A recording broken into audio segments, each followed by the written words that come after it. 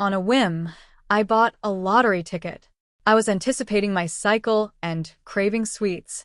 I was in line at the crowded store after work for a Hershey with almonds, maybe a Snickers, too, when the lady in front of me ranted about not wanting the extra printed ticket. I wanted 6 quick picks, not 7. That's all I'm paying for. When she finally left, I asked for the candy, a pack of Icebreakers peppermint gum, and said I'd take the ticket as they were about to void it. I also bought a scratch-off because the clerk looked at me with pity. The morning news reported that someone had won the lottery in Massachusetts, and the winning amount was reset. One person won almost $1 billion.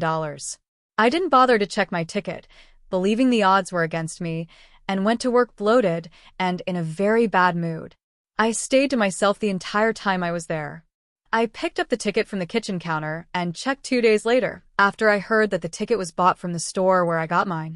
I blinked at least twice every second when I saw the numbers matched. I frowned, believing I needed to start wearing glasses. By the time it sunk in that I'd won the lottery, my steaming cup of coffee had gone cold, and my cat had fallen asleep on the paperwork I brought home. I laughed once, and it sounded hysterical. The numbers on my laptop matched my ticket, and it all seemed surreal at first. The row of numbers looked like a prank. When my brain finally understood what was happening, I shut the laptop and put it on the second shelf of the hall closet under a stack of beach towels and an old bread maker.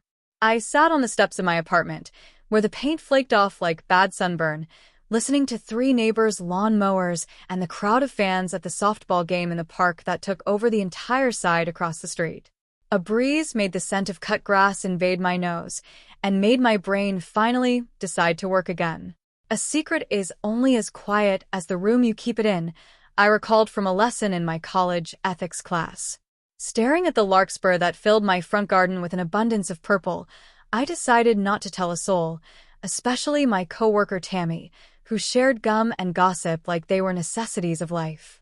Definitely not my on-again, off-again, whatever he was to me, who texted me late and made promises he knew he'd never keep after his even later visits, several times a week.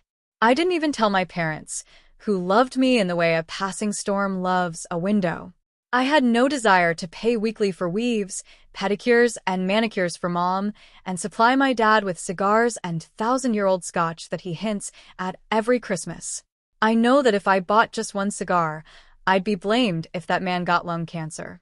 I went to work every day, pretending I needed a paycheck like everyone else there, while that ticket sat in my safe at home. For 6 weeks, the ticket played with my sanity.